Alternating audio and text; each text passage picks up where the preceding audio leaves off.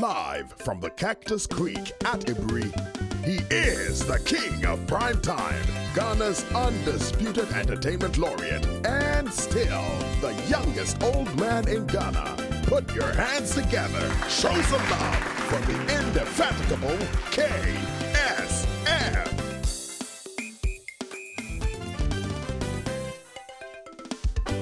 The KSM Show. All right, folks, now check this out. This is the first time I'm doing the show on Zoom.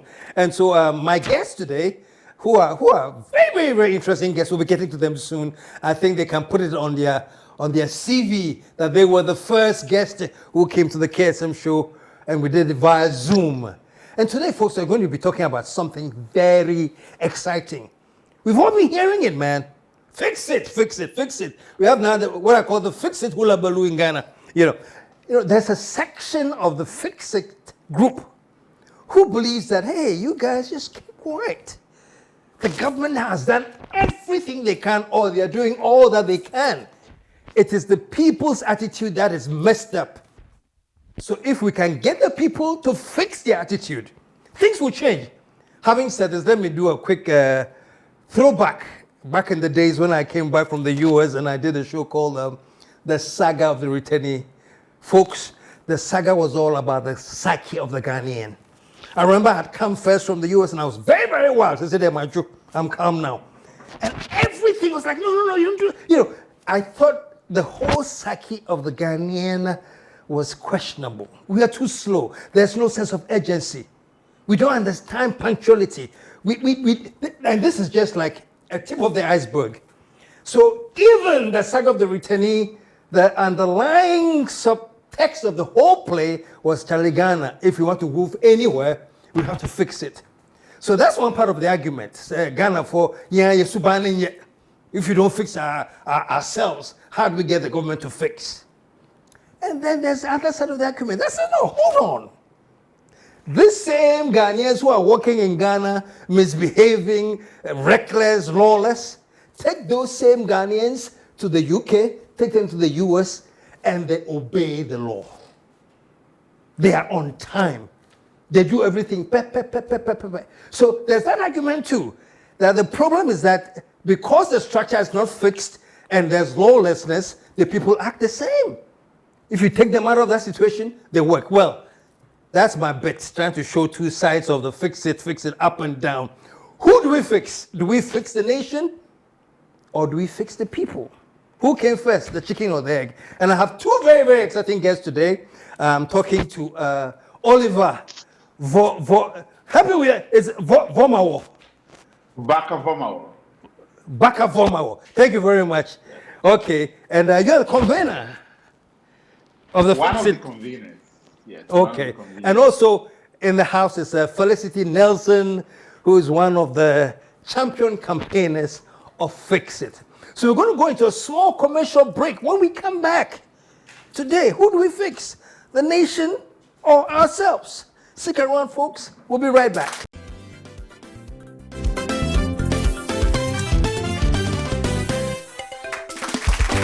The KSM Show. Yay! I told you about the Benetton giveaways to all the loyal viewers of the KSM show. Look, we have electric kettles, we have toasters, we have rice cookers, we have fans, and plenty others. But here's how you win. You don't just get up and win. First of all, you have to answer this question. Before it became the KSM show, what was the name of this show? Yeah? Before it became the KSM show, what was the name of this show?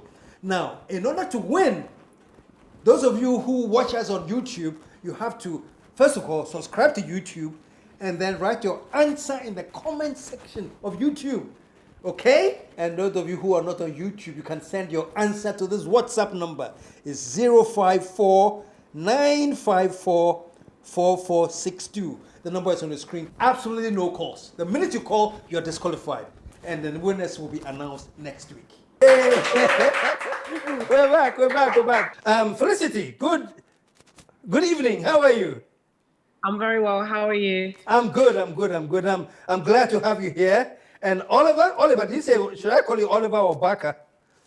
No, Oliver is fine. I like Oliver is fine. Yeah. Okay. And Oliver and Felicity, both of you, welcome to the show, man. Let me start with you. because you're the convener. So you had my opening, Oliver. Who needs to be fixed? Is it the people? Because or is the government? Because also Yeah. What's your take? Yes. So first of all, I must say, and if you allow me, I'm in like a fanboy moment right now. Like I was telling you that I grew up in an age where the first time I've seen somebody doing political satire on TV was you. You know, my Wow. sense of consciousness about how comedy can be used to spark conversations and how you can get into people's homes without it being politicized in the way in which we have traditionally politicized right and consciousness was coming from you. And I grew up wanting to become a comic because of you. Oh, really? And so I always say this to people, and it's something that I'm very appreciative, that I'm coming full circle to your show now. And then it's like, today is the first time you're exploring the virtual space of using Zoom to have a conversation. I am glad to be on the show. It's something I do not take for granted. That's all. Let me first talk about the kind of the question you asked. But also to put it in context, I am one of several conveners. Felicity is one of them as well. One of several. One of the things we've tried to do is that if you want to institutionalize a process and conversations, you have to depersonalize it. So that's kind of what we are very convinced about an approach, that it has to be so many different people, so many different Ghanaians involved in the conversation, so that it does not become centered on individuals. It's the surest way for things to fail. And we have seen examples of protest movements in Ghana which have failed to engage, and because of those reasons, they've been built on personalities. Now, the question about attitudes of the system, one of the things I've always said is that I was disappointed that Fix Yourself was used as a counter-narrative to fixing the country, because I do think that both of them exist in the same framework. They're not mutually exclusive. The conversation has to be had together. And it's one of the things we have always done. And I have always said that even the process of fixing myself has been even finding my own voice and the confidence that even when I speak truth to authority, they do not ask, where is this person from? Now, why am I you? But they can listen to my voice. And that process of regaining confidence in myself is a process of fixing myself and believing that I can also make a difference. And this is one of the fixes I'm asking a lot of Ghanaians to do, and be able to hold up authorities to account.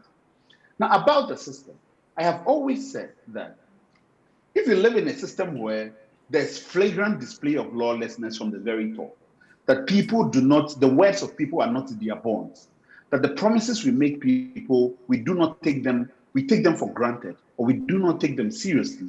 We create an ecosystem where the people follow suit, that people do not see a system that is one to believe in. So even in this conversation, I'll give you an example. One of the things we have talked about is the organization of the super spreader event, about the funeral that brought so many people, where had so many elites in our society there. And even when we said that we were going to file a formal complaint to the police, a lot of people said, what are you talking about? Like, is it even realistic? People have even lost the sense of belief that leaders are also accountable to them and even accountable to the law. And then that's the process we want to be able to engage in and have conversations about, that it is possible to fix oneself and to fix the country at the same time. But also importantly, the people who are talking about fixing yourself, nobody has provided anybody a framework for how you do that. And it's important that we do not only use it as a pastoral language. You say it there, and then to shift the conversation without providing a framework for how can Ghanaians fix themselves. Because the democracy has been for 30 years, and we've been talking about the need to fix Ghanaians. So if we're saying that now without providing a framework, then we are still failing about the basic things that we need to do. If we truly believe that fixing people's attitudes is the way to go forward, what is the pathway to that? So that's kind of my response to that. Okay, fair. Felicity, Yeah. let me get your take on this whole thing. Who needs fixing? Why? What's your take? So I think that anyone who says fix yourself in response to fix the country is short-sighted. They're not really thinking too deeply It's into short-sighted. it. Because once they say fix yourself, within that, who aren't they? Don't they also need to fix themselves? And once you're in a position of power and you are not fixing yourself, how do you have the expectation of me or of the average Ghanaian person?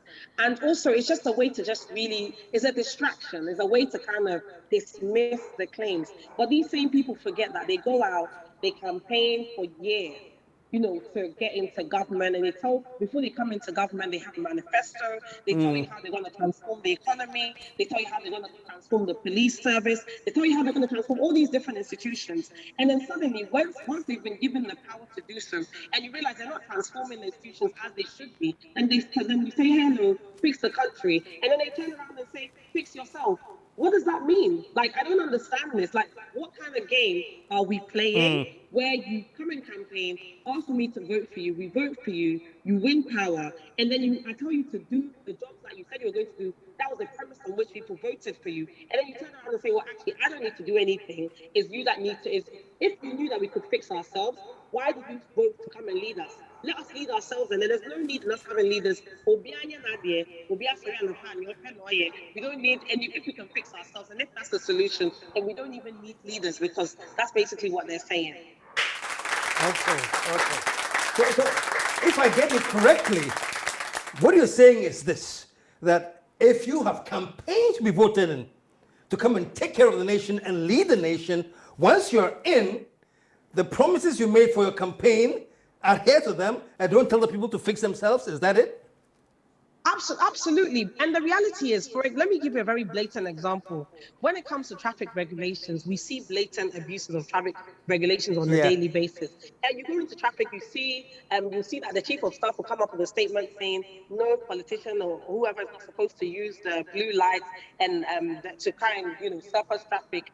And you see it happening on a daily basis. The day they'll release those statements is the exact same day you see politicians flouting that very law, going through red lights, and then at the same time you're expecting a Ghanaian person, the average Ghanaian person, to respect traffic regulations. You don't see Tony Blair going through red lights. You don't see them blatantly ignoring traffic rules in the name of I am in power. You don't see them do that. So people learn to conform. If I know that the president will do something wrong and be held accountable, even him will be, like, for example, the super spreader funeral that they held for Sir John. If we know for a fact that the president can go to an event like this and be held accountable for attending an event which breaches his own COVID protocols, then of course Ghanaians are going to follow suit, because we know that the law is no respecter of persons. But when you can pick and choose which laws apply to who and when they apply, of course people are going to be lawless. You are creating a lawless system, and you're acting surprised that the people are lawless, because you are lawless yourself. Let's stay on this one. Oliver, is it possible? The problem with Ghana, and I say all the time, is that we don't seem to have a national focus. We could have a national crisis, and instead of dealing with the national crisis as a national crisis, we turn it into a political crisis, or, quote, a partisan crisis. Do you think we're experiencing that now? Because honestly, people seem to think that the whole Fix It movement is political. It's not a national thing. Do you see that? One of the things I've always said is that whenever people say this, I understand where they're coming from. Because for decades in this country, for generations, people have only been treated to one reality of how to mobilize people for the public good. And so naturally, they are suspicious when they see things like this. So I'm very respectful of those views. But I do think that if the change has to come, there has to be a point where people realize that change in the system is not change in government only. We have not talked about regime change. We are not interested in that conversation. We are concerned about the conversation that is focused on systemic change, the one that produces the kind of results that we get. And I have always said from the very beginning that I have, at no point did I want to transform myself into an opposition of the government. I want the government to partner me in this conversation. And so when the change, fix yourself narrative came, and that a lot of them were leading the charge against us, that is when people started to perceive us as if we're doing something counter the government. That is not our intention, So that's kind of where I think that we need to start thinking about. But I also want to say something. When we started having this conversation, two things were alleged: that this must be some machination of the NDC or some other people. And I have said that at every point, and that's how the nature of our democracy, somebody is always going to be in government, and that if we were having these same conversations during the NDC, would have been accused of being MPP. And I think Ghanaians need to have that perspective in mind. Secondly, if this was about regime change, it would make no sense at all to start it 5 months after they've won a new election. Like, we should wait till the final election year.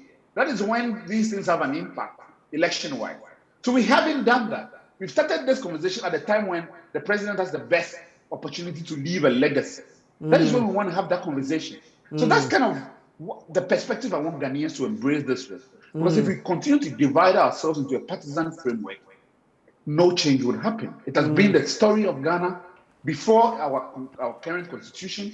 It has been the story of Ghana for 30 years in this democracy.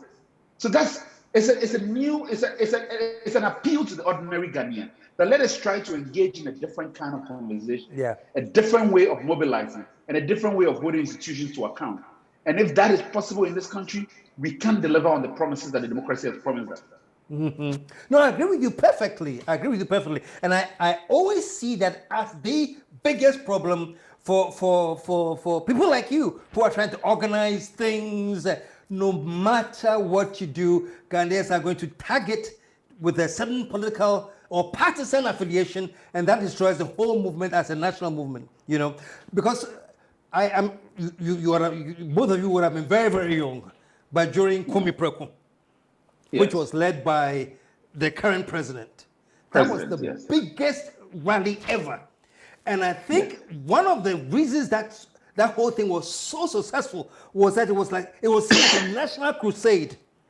You know, they were introducing VAT. Oh, no, we don't want VAT, whatever the misunderstanding was. But it was seen as a national crusade against something that is going to be imposed. Do you think this fixing movement has got to the point where people see this as an important national crusade? I think that the reason why, and this is, the consciousness is slower than it was for me. Yeah. I think so. And the reason is because a lot of times people are looking for one thing to target. So if you present them with doom solve, immediately they can connect with it because it's the one issue that they're focused on. But the problem is that one issue-led activism does not work. You know, because if you bring a list of things and you focus it on that, then quickly they will give you a short-term measure that will demobilize the need to be vigilant always about how systems operate. And that's one of the things we want people to have that conversation about. But I do think, honestly, that the kind of project we are engaged in has to be incremental. You have to whisper something in people's ears for them to be able to believe in that sense of activism. You know, many years ago, when you were doing the saga of the returnee, I was reading Ayikwe Yama's "The Beautiful Ones Are Not Yet Born." Those were the early years of me becoming activated as a citizen. And I told somebody that in 1996, when the current president lost to Kufuor in that primary, as a young person, I cried. I was very young. I was 10 years old. I cried, and all my people in my neighborhood were laughing at me because there was something he was saying there that I believed in, and I wanted to see happen in our lifetime. That is the kind of process we need to put in place if we want to transform our society.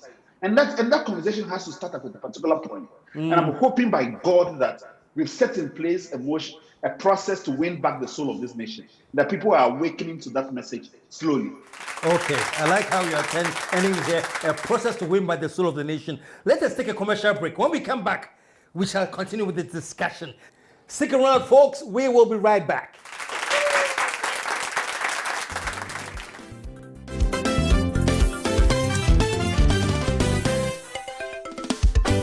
The KSM Show. I told you about the Benetton giveaways to all the loyal viewers of the KSM Show. Look, we have electric kettles, we have toasters, we have rice cookers, we have fans, and plenty others. But here's how you win. You don't just get up and win. First of all, you have to answer this question. Before it became the KSM Show, what was the name of this show? Yeah? Before it became the KSM Show, what was the name of this show? Now, in order to win, those of you who watch us on YouTube, you have to, first of all, subscribe to YouTube and then write your answer in the comment section of YouTube.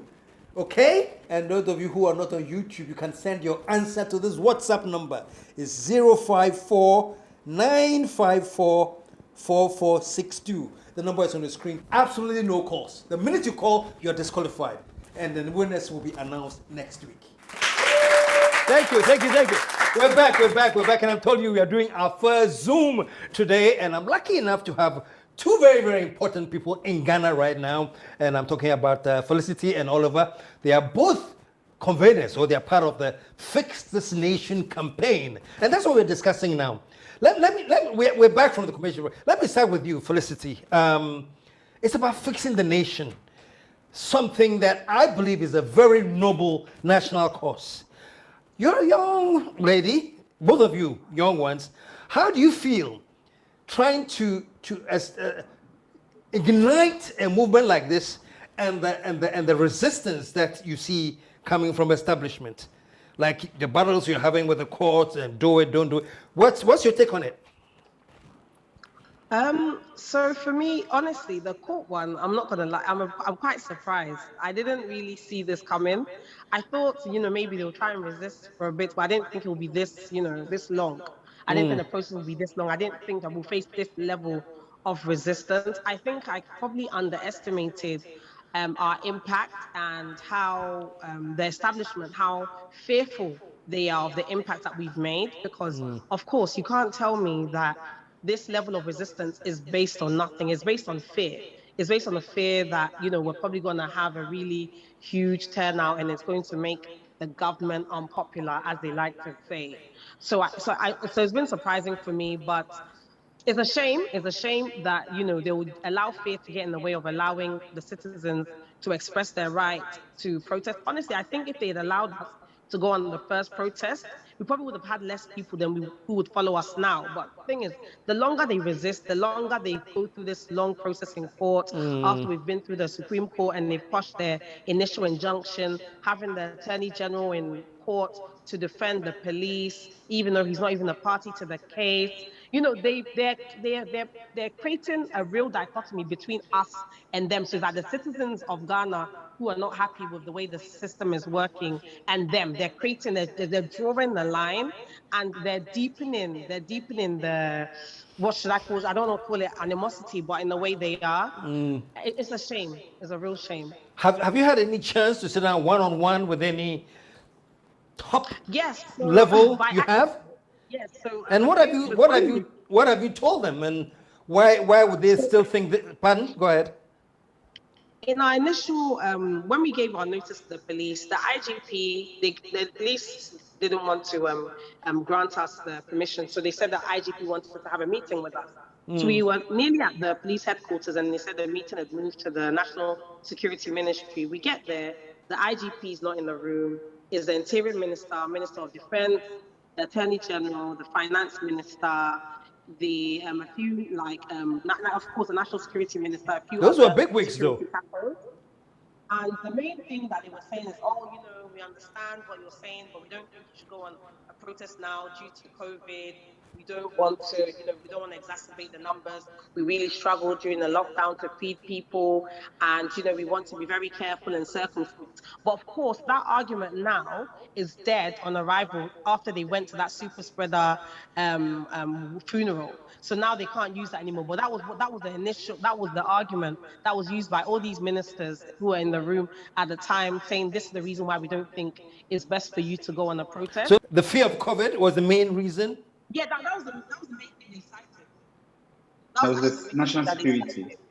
Yeah, okay. Well, he also mentioned, the national security minister mentioned the fact that there's some terrorists from Burkina Faso who want to take advantage of Ghana's peaceful situation and create some kind of turmoil here. He mentioned that as well, but that one at the time seemed extremely far-fetched and just, for want of a better word, ridiculous. Okay. Let me pick your brains on this, Oliver. Do you think that there could have been any chance that this could have diverted into something more huge than you were expecting? Like, for example, like the fears that people will actually go berserk and develop some unforeseen Ghana Spring somehow. Did you have the feeling that there was a fear of that? Maybe, Oliver? So let me address two things here, and I appreciate the question. The first one is that I think that we have a tendency to automatically process a protest as a riot, and I think that we have to demilitarize the conversations around peaceful assembly, and we want to show that is possible.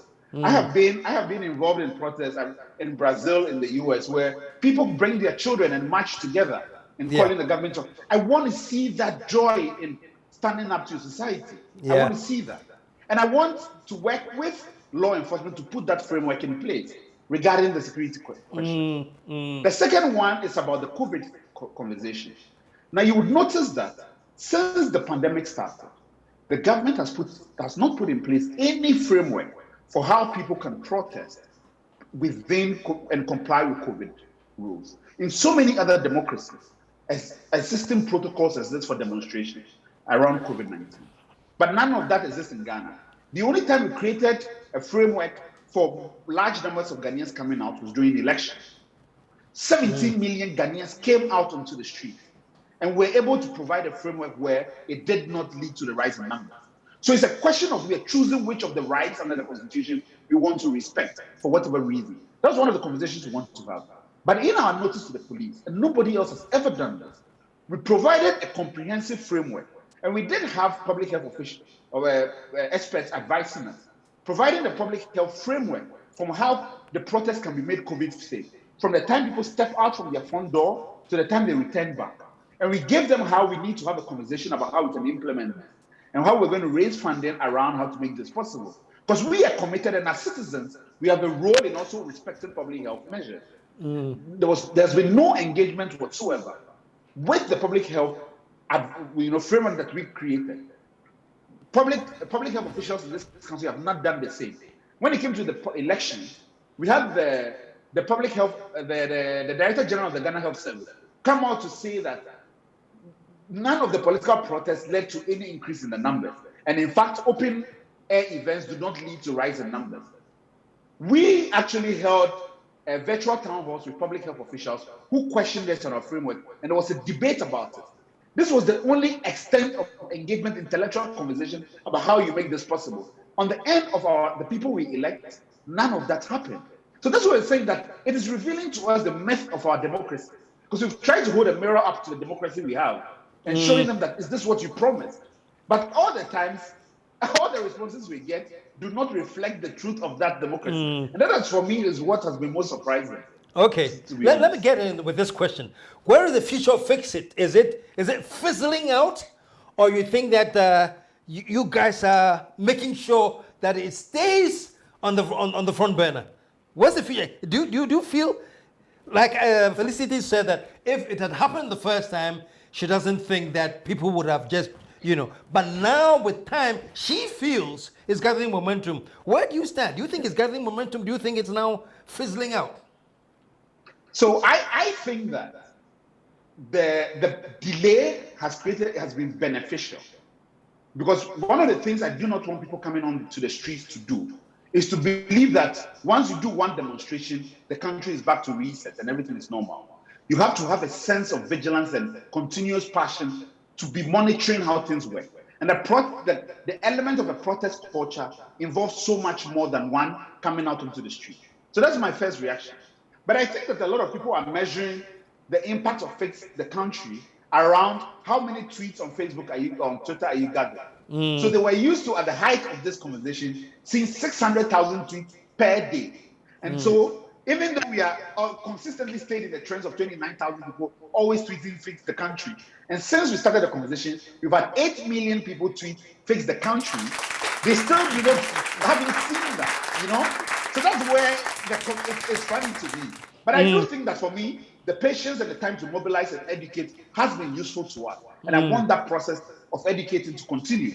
But we are still battling on insisting through the democratic process of how people can exercise their constitutional rights. To leave you lastly, one of the things I've always said that this whole thing for me is about testing the pulse of the Constitution and seeing whether it is still alive. This is all you're doing. Is our Constitution still alive and guaranteeing our rights in a democracy? That's all this is about. What's your answer? Is it still alive? Well, so far the Supreme Court gave an indication that it is possibly alive, and then quickly the people put it back. Possibly alive. It is possibly alive, and then you see what the institutional response is, and then you begin to doubt. But I do not want people to doubt. I want them to have the faith and the vision of a long-term strategy. Okay. There's something that was said that the moral arc of the universe is long, but it always bends towards justice. And I believe in that.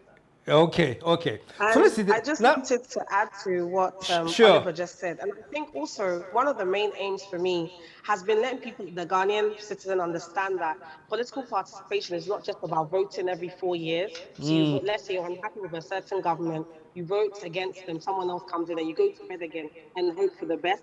It's about constantly seeking accountability, constantly asking questions, constantly asking for more, constantly being involved in a democratic process. So by going to, for example, attending a protest, that's one way. For example, tweeting fix the country, tweet and fix the police service, fix ECG, fix our roads, or just expecting some level of accountability, not allowing our leaders to think that once you go to them in and they have this level of power, they can do as they please with that power. No, they are accountable to us, and it's about Ghanaians recognizing the fact that we have the power to demand accountability from them.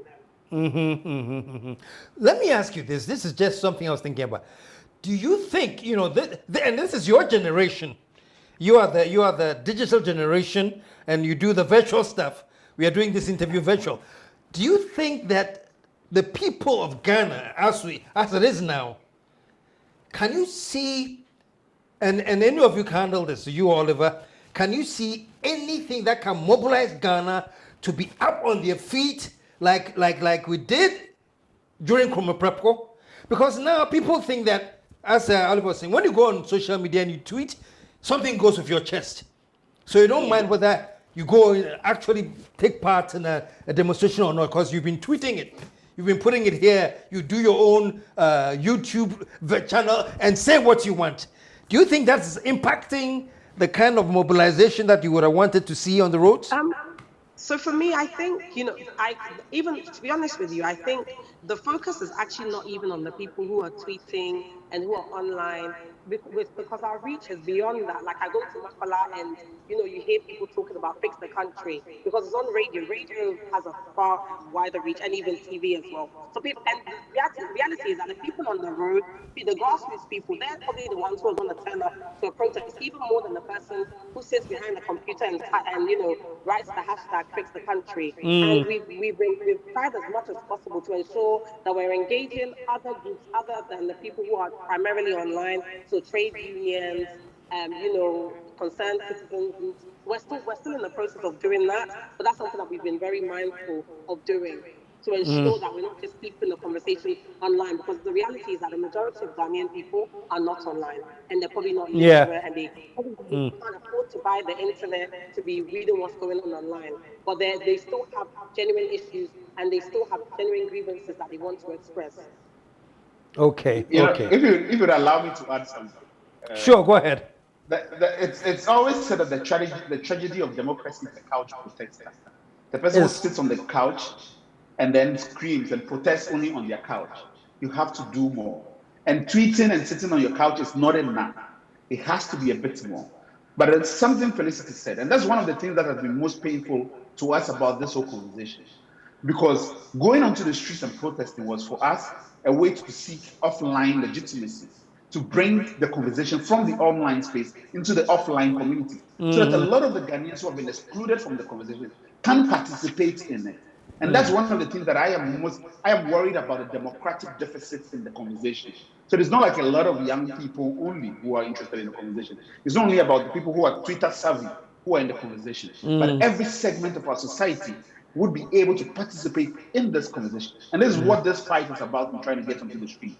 It's not trying to get it out of our system, but rather to use it as a way to have another conversation with different people in the way in which we engage them. You've been having some personal back and forth with the Attorney General. Can we comment on that? Can I ask? So yes, of course. I think we can. I think, as a lawyer myself, I am very mindful and aware of the law as an oppressor, as the law as a legitimator of the status quo, and the way in which the law has not been used sufficiently to liberate. Unfortunately, a lot of times in law school, people are trained to go into corporate law firms. Democracy has been a killing for lawyers, because now they can go to the courts, they can make the money they want and disengage from the system. So very few lawyers are willing to speak up unless they're seeking political office. And so for me, the manifestations of what is happening in the systemic response, I anticipated it.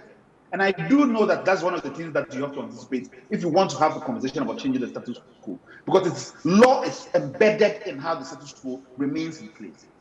Now, for instance, the Attorney General has said that he wants to charge me in contempt.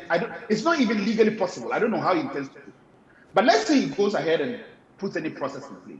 One of the things I want to make clear is that we were in court on Monday, and our argument to the court was that the law on which the police have relied does not allow the Attorney General to use the police as his puppet, to dangle the police in front of the court and then appear at the last minute to come and argue the case. The law does not allow it. And this is what I said, and he takes offense at it. I am surprised that he's taking offense at it. Maybe the language of saying that he was a puppet master, which if you're a literary person, which is a puppeteer, you would understand the literary language I was using. Maybe he misunderstood the context, and I'm hoping that with the benefit of hindsight, he might reflect on it. The judge did tell him to grow a tough skin, but I'm hoping that he's a bit more. He's the Minister of Justice, and it's a minister who sits in cabinet. I am hoping that he reflects on it more and understands the nuances of speech, that he appreciates the value of useful and purposeful dialogue. That's what I would say. Okay, let's see how that plays out. And but listen, guys, this has been so good, man. This is our first Zoom thing I've done for the show. So, and you guys made it happen. So, so to you and Felicity, I'm from that age group, way above. So to see young ones like you so concerned, it makes me happy that whatever it is, there's a generation that knows to keep their eyes on the ball. And I'm happy that you made this over and over again, that this should be a beginning of a national conversation. This is not a partisan issue. And like you rightly said, if this was happened under an NDC, they would have said this whole thing was an MPP movement, and now it's reversed. So if we can get rid of that, like you said, focus on the nation, I think that we'll be heading in the right direction. Felicity, I really, really, really appreciate having you on the program. And thank you for having us. My pleasure. And we'll do my last word. Yeah, please do, and then we wrap it up. I was going to say that, generations before us, and yours included, have stood up tall and been counted in the progress of the nation. Yeah. Whether it's the independence generation, whether it's the Jerry generation, for right or wrong reasons, whatever happened with that. Yeah. Whether it's the Nana Akufo-Addo generation, the transition back to democracy. Our generation hasn't spoken up enough. Our generation hasn't done enough in marking the history of this country. And I'm hoping that this becomes, that moment for our generation to also participate in making Ghana better. Thank you so much, man. Thank you so much. And I'm very, very happy that we got the chance to speak to the two of you. And we'll come back and take it from there some other time. Wishing you all the best. So thank you. All right, thank you. Well, folks, I was talking to the conveners of the Fix It thing, and the point they are making is that they are hoping that this will be the beginning of some kind of national consciousness about fixing this nation, man. Let's stop the games about, we're going to fix it. Let's stop that. This nation needs fixing. All of us have a role, and our leadership must take the bull by the horn and move. And it's not about any party. It's about the system. We're talking about Ghana.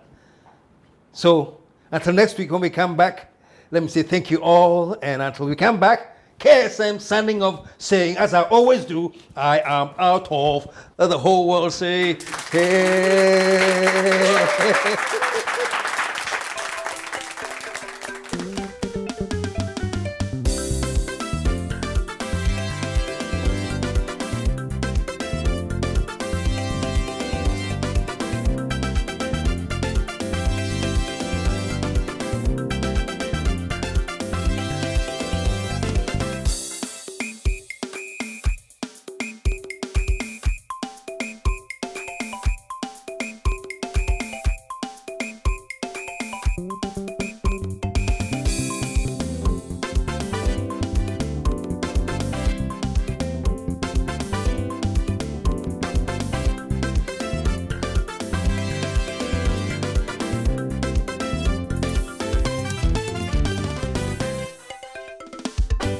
The KSM Show.